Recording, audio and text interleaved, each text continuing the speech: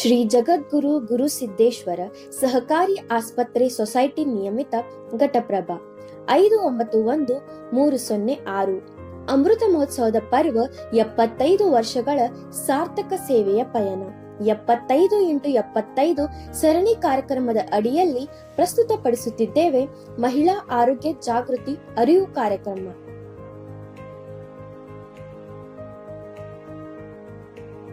ಬನ್ನಿ ಸ್ನೇಹಿತರೆ, ಈಗ ಮಹಿಳಾ ಆರೋಗ್ಯ ಜಾಗೃತಿ ಬಗ್ಗೆ ಮಾಹಿತಿಯನ್ನು ಪಡೆಯೋಣ.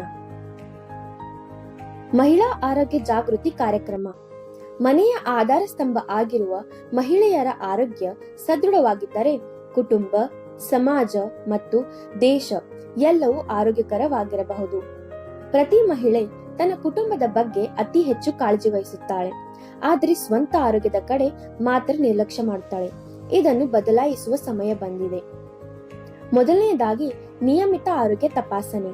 ನಿಯಮಿತ ಆರೋಗ್ಯ ತಪಾಸಣೆ ಮಹಿಳೆಯರಲ್ಲಿ ಸಾಮಾನ್ಯವಾಗಿ ಕಾಣುವ ಸಮಸ್ಯೆಗಳು ಅವುಗಳೆಂದರೆ ರಕ್ತಹೀನತೆ, ಥೈರಾಯ್ಡ್, ಪಿಸಿಒಡಿ, ಕ್ಯಾಲ್ಸಿಯಂ ಕೊರತೆ, ಸ್ತನ ಕ್ಯಾನ್ಸರ್ ಮತ್ತು ಗರ್ಭಾಶಯದ ಕ್ಯಾನ್ಸರ್. ಇವುಗಳನ್ನು ತಡೆಗಟ್ಟಲು ನಿಯಮಿತವಾಗಿ ಆರೋಗ್ಯ ತಪಾಸಣೆ ಅತ್ಯಂತ ಅವಶ್ಯಕ. ಸ್ತನ ಸ್ವ ಪರಿಶೀಲನೆ, ಬ್ರೆಸ್ಟ್ ಸೆಲ್ಫ್ ಎಕ್ಸಾಮಿನೇಷನ್ ಪ್ರತಿ ತಿಂಗಳು ಮಾಡುವ ಅಭ್ಯಾಸ ಬೆಳೆಸಿಕೊಳ್ಳಬೇಕು. ಇನ್ನು ಎರಡನೆಯದಾಗಿ ಪೋಷಕ ಆಹಾರ. ಪೋಷಕ ಆಹಾರವೇ ಔಷಧ ಎಂದು ನಮ್ಮ ಹಿರಿಯರು ಹೇಳಿದ್ದಾರೆ.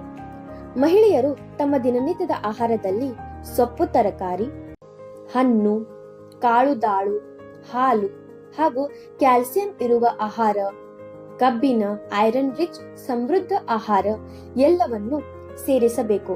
ಅತಿಯಾದ ಜಂಕ್ ಫುಡ್, ಕರಿದ ಆಹಾರಗಳನ್ನು ತಪ್ಪಿಸುವುದು ಉತ್ತಮ.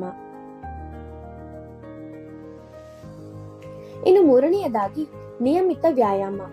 ನಿಯಮಿತ ವ್ಯಾಯಾಮ ಮನೆಯ ಜವಾಬ್ದಾರಿ ಮತ್ತು ಇನ್ನಿತರ ಹೊಣೆಗಾರಿಕೆಗಳ ನಡುವೆ ಮಹಿಳೆಯರಿಗೆ ವ್ಯಾಯಾಮಕ್ಕೆ ಸಮಯ ಸಿಗದೆ ಇರಬಹುದು.